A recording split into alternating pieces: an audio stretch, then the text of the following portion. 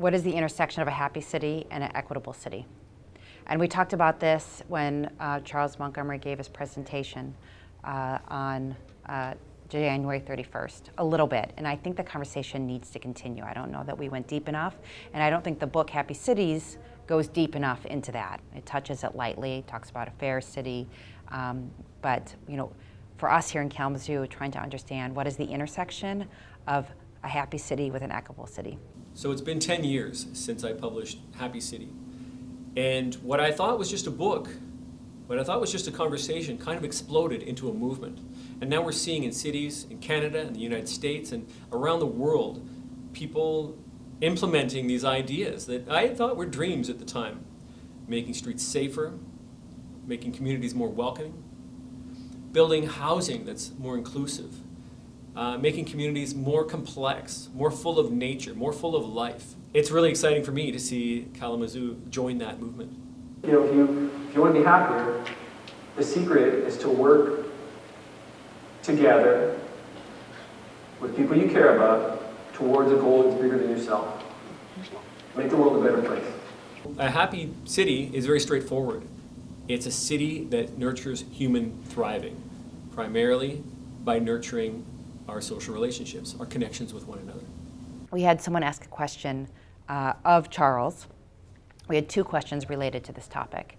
And it was, a happy city must be a city that serves all of its residents. And what does that look like? And how do we get there? And, Charles Montgomery did not come with that silver bullet and that answer, right? The clouds didn't open up and light comes down and we're good now. That wasn't the intent of his visit, right? The intent of his visit was to help us have this conversation. And this conversation will play out through Imagine Kalamazoo, right? So, what it means in Kalamazoo to have a happy and equitable city, that's the work that we have in front of us to figure out. Through Imagine Kalamazoo, which is it's what we call our community conversation. And so Imagine Kalamazoo 2035 is trying to set us up for the next 10 years. So the lesson is you can wield tremendous power if you keep gathering as a group and keep wielding that power by showing up in person, in good faith, in public, and at meetings, and online, and build your movement. We want to empower residents to have conversations and then share that information back with us. We've divided Imagine Kalamazoo kind of into three engagement phases.